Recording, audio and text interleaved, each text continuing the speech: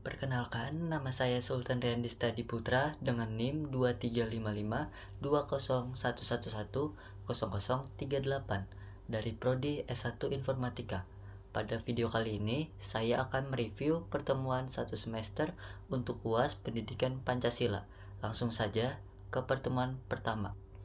Di pertemuan pertama, di pertemuan ini, Bapak Kamarudin memberitahukan seputar mata kuliah pendidikan Pancasila. Yang pertama yaitu peraturan kuliah. Yang kedua yaitu metode perkuliahan. Yang ketiga yaitu materi perkuliahan. Dan yang terakhir memberikan tugas yang akan dikumpulkan sebelum pertemuan 2. Pertemuan 2. Di pertemuan ini, kami belajar tentang pengenalan Pancasila. Submateri yang pertama yaitu Pancasila sebagai dasar negara Indonesia, yang artinya Pancasila merupakan dasar negara Indonesia yang dijadikan sebagai ideologi negara, yang berfungsi sebagai landasan bagi pembentukan negara, pemerintahan, serta kehidupan berbangsa dan bernegara. Pancasila sebagai dasar negara Indonesia dapat dibagi menjadi beberapa poin sebagai berikut. Yang pertama yaitu falsafah dan ideologi negara. Yang kedua, penegasan dalam Undang-Undang Dasar. Yang ketiga, nilai-nilai Pancasila. Yang keempat, landasan filosofis dan ideologis. Yang kelima, keselarasan dengan budaya dan nilai-nilai lokal. Submateri yang kedua yaitu sejarah pembentukan Pancasila. Sejarah pembentukan Pancasila merupakan proses panjang yang melibatkan perjuangan dan perdebatan di antara pemimpin bangsa Indonesia dan masa awal kemerdekaan. Submateri yang ketiga yaitu makna dan nilai-nilai Pancasila.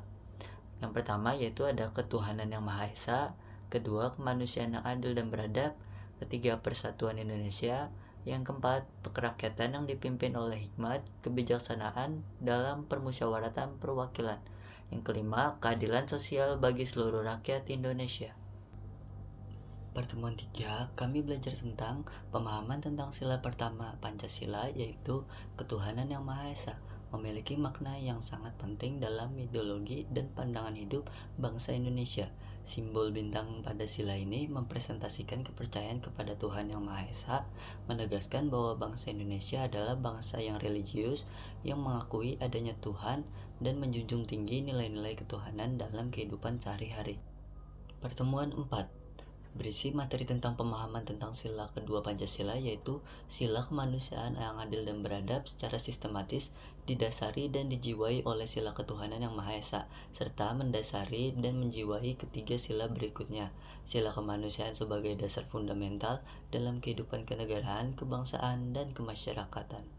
Pertemuan 5 membahas tentang pemahaman tentang sila ketiga Pancasila dengan submateri yang pertama yaitu makna sila ketiga Pancasila. Sila ketiga mengandung nilai persatuan Indonesia yang mana antar sila lainnya, karena seluruh sila saling berkaitan antar satu sama yang lainnya. Submateri yang kedua yaitu tentang nilai yang terkandung dalam sila ketiga Pancasila. Pertemuan 6 membahas tentang pengertian sila keempat Pancasila. Sila keempat Pancasila memiliki makna yang penting dalam kehidupan bermasyarakat. Makna sila keempat mencakup berbagai hal yang berkaitan dengan sikap, musyawarah, demokrasi, dan tanggung jawab dalam mengambil keputusan. Makna sila keempat Pancasila dapat dijelaskan sebagai berikut. Yang pertama yaitu musyawarah dan mufakat. Yang kedua yaitu demokrasi. Yang ketiga tanggung jawab. Lalu dilanjut dengan submateri yang kedua yaitu demokrasi dan partisipasi politik dalam sila keempat Pancasila. Yang pertama ada demokrasi, yang kedua ada politik, yang ketiga ada hubungan antar demokrasi dan partisipasi politik, dan yang terakhir atau yang keempat yaitu peran masyarakat dalam mengambil pembangunan demokrasi di Indonesia. Pertemuan 7. Di pertemuan ini kami mendapat kuis yang soalnya hanya satu dan kami harus menyebutkan salah satu sila dengan pemahaman kita sendiri, dan kuis ini berlangsung selama sekitar 10 menit. Pertemuan 8.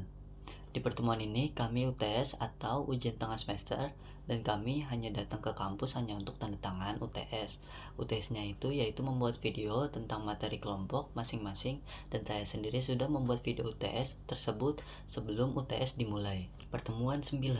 Di pertemuan ini kami belajar tentang pemahaman tentang sila kelima Pancasila dengan submateri yang pertama yaitu ada makna sila kelima Pancasila.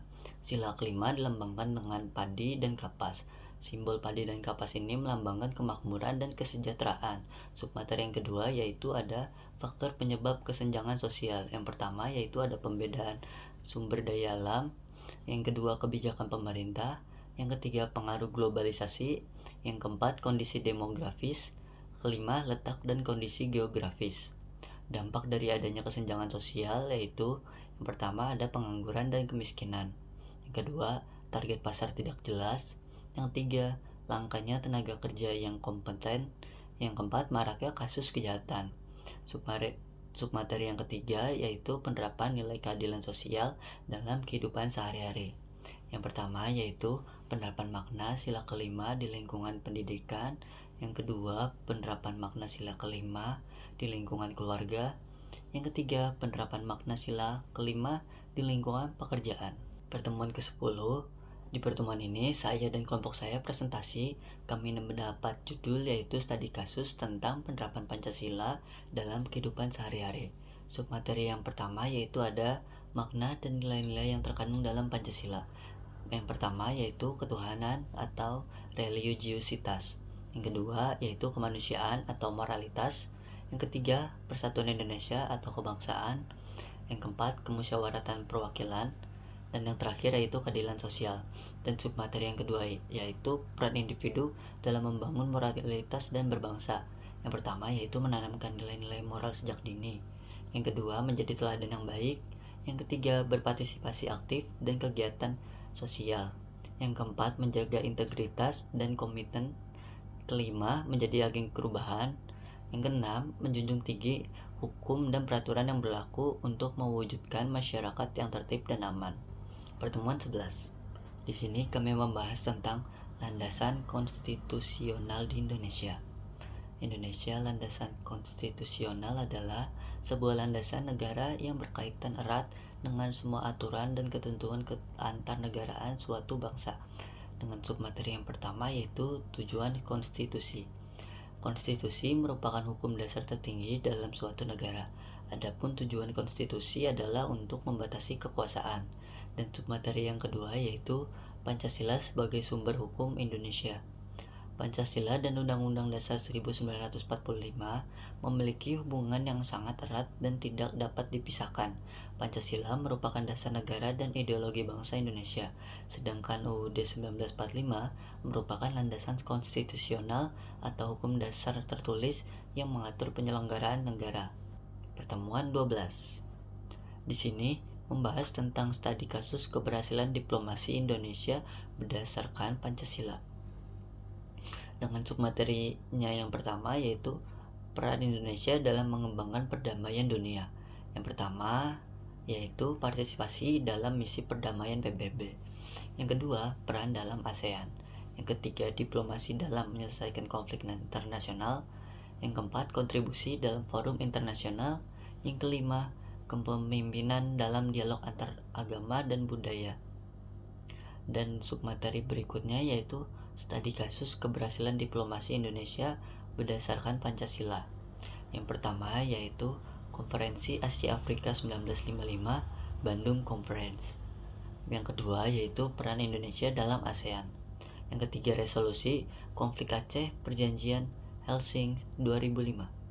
Yang keempat yaitu peran dalam Dewan Keamanan PBB. Yang kelima, penanganan isu lingkungan global.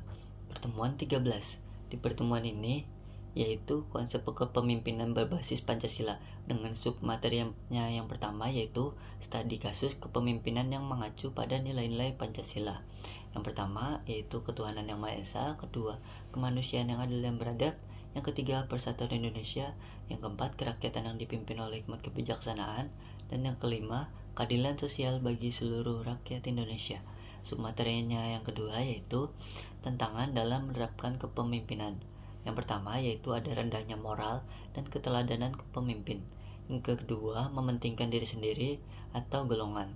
Yang ketiga ancaman perpecahan bangsa. Yang keempat ketimpangan ekonomi dan ketidakadilan. Yang kelima pengaruh budaya asing yang buruk. Pertemuan 14. Di sini kami membahas tentang pemahaman tentang pembangunan berkelanjutan.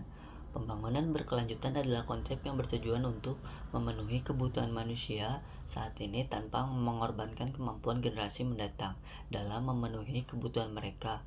Konsep ini menekankan pentingnya menjaga keseimbangan antar tiga aspek utama, yaitu ekonomi, lingkungan, dan sosial. Dan submaterinya yang kedua yaitu strategi penerapan nilai-nilai Pancasila dalam pembangunan nasional. Pertemuan 15. Di sini kami ada kuis lagi seperti sebelumnya dan disuruh menjawab soal dari kuis tersebut dan diberikan waktu sekitar 15 menit. Pertemuan 16. Di pertemuan ini kami ada UAS seperti UTS kemarin. Kami datang ke kampus hanya untuk tanda tangan dan UASnya itu membuat makalah dan video untuk mereview kembali materi-materi dari pertemuan 1 sampai 16 ini.